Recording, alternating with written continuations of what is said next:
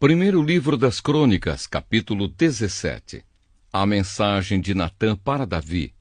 Davi estava morando no seu palácio. Um dia, ele mandou chamar o profeta Natã e disse: Veja só, eu estou aqui morando numa casa revestida de madeira de cedro, mas a arca da aliança está guardada numa barraca.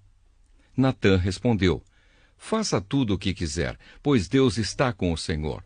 Mas naquela noite o Senhor disse a Natã: Vá e diga ao meu servo Davi que eu mandei dizer o seguinte: Você não é a pessoa que vai construir o templo em que eu vou morar.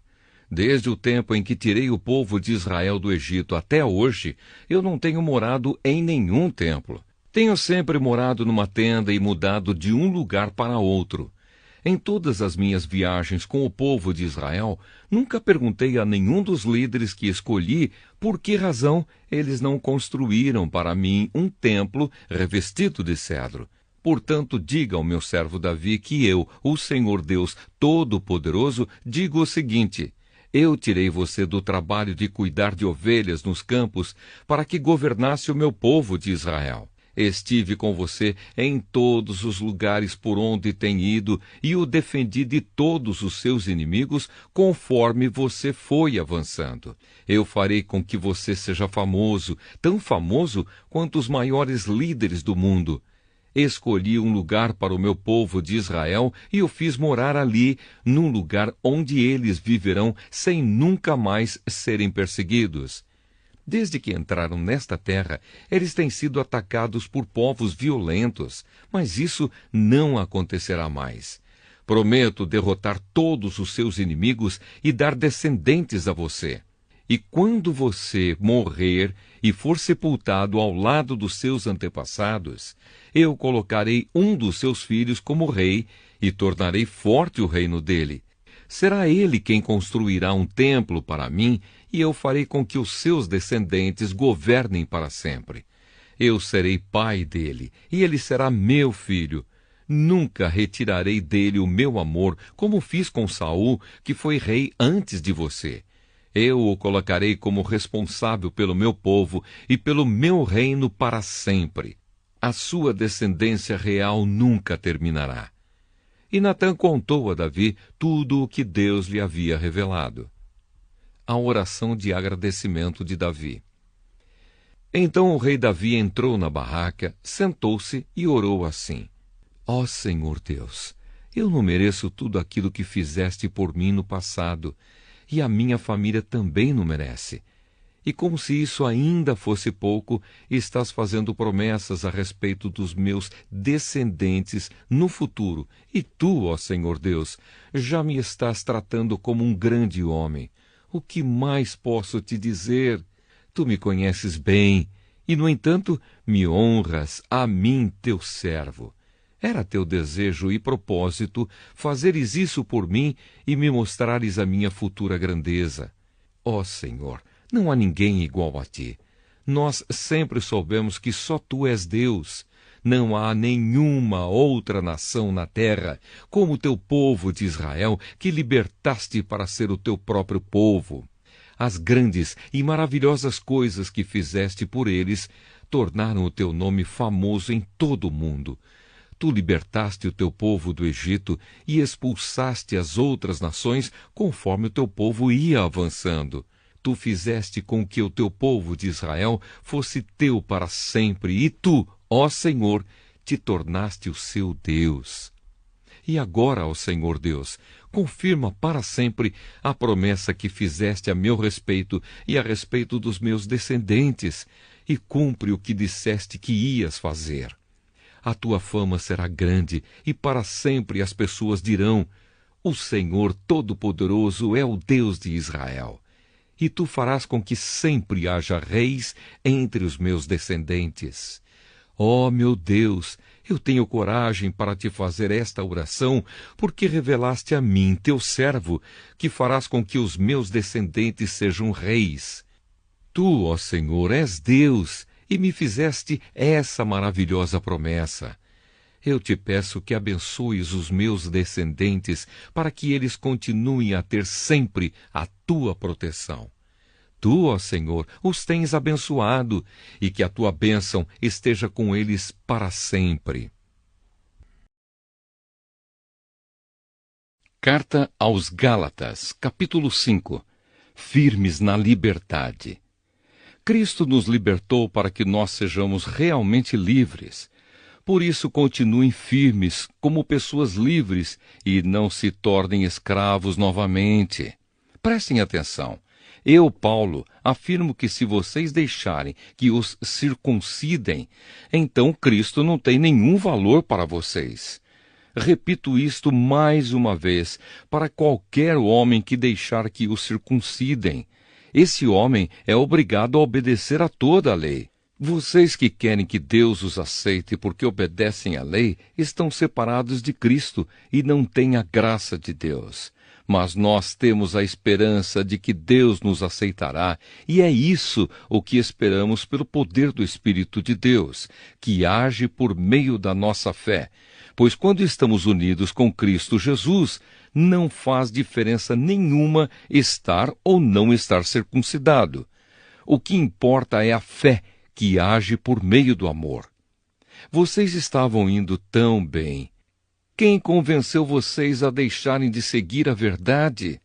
É claro que quem os convenceu não foi Deus que os chamou. Como dizem por aí, um pouco de fermento fermenta toda a massa.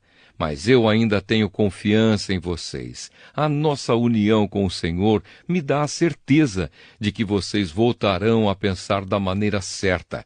E também tenho certeza de que o homem que está perturbando vocês, seja ele quem for, será castigado por Deus. Porém, irmãos, se é verdade que eu continuo a anunciar que a circuncisão é necessária, por que é que sou perseguido? Se eu anunciasse isso, então a minha pregação a respeito da cruz de Cristo não causaria dificuldade para ninguém. E quanto a esses homens que andam perturbando vocês, eu gostaria que se castrassem de uma vez. Porém vocês, irmãos, foram chamados para serem livres. Mas não deixem que essa liberdade se torne uma desculpa para permitir que a natureza humana domine vocês. Pelo contrário, que o amor faça com que vocês sirvam uns aos outros, pois a lei inteira se resume em um mandamento só: ame os outros como você ama a você mesmo. Mas se vocês agem como animais selvagens, ferindo e prejudicando uns aos outros, então cuidado para não acabarem se matando. O Espírito de Deus e a natureza humana. Quero dizer a vocês o seguinte: deixem que o Espírito de Deus dirija a vida de vocês e não obedeçam aos desejos da natureza humana. Porque o que a natureza humana quer é contra o que o Espírito quer, e o que o Espírito quer é contra o que a natureza humana quer. Os dois são inimigos e por isso vocês não podem fazer o que vocês querem. Porém, se é o Espírito de Deus que guia vocês, então vocês não estão debaixo da lei. As coisas que a natureza humana produz são bem conhecidas. Elas são a imoralidade sexual, a impureza, as ações indecentes, a adoração de ídolos, as feitiçarias, as inimizades, as brigas, as ciumeiras, os acessos de raiva, a ambição egoísta, a desunião, as divisões, as invejas, as bebedeiras, as farras e outras coisas parecidas com essas. Repito o que já disse: os que fazem essas coisas não receberão o reino de Deus. Mas o Espírito de Deus produz o amor, a alegria, a paz, a paciência, a delicadeza, a bondade, a fidelidade, a humildade e o domínio próprio. E contra essas coisas não existe lei. As pessoas que pertencem a Cristo Jesus crucificaram a natureza humana delas, junto com todas as paixões e desejos dessa natureza. Que o Espírito de Deus, que nos deu a vida, controle também a nossa vida.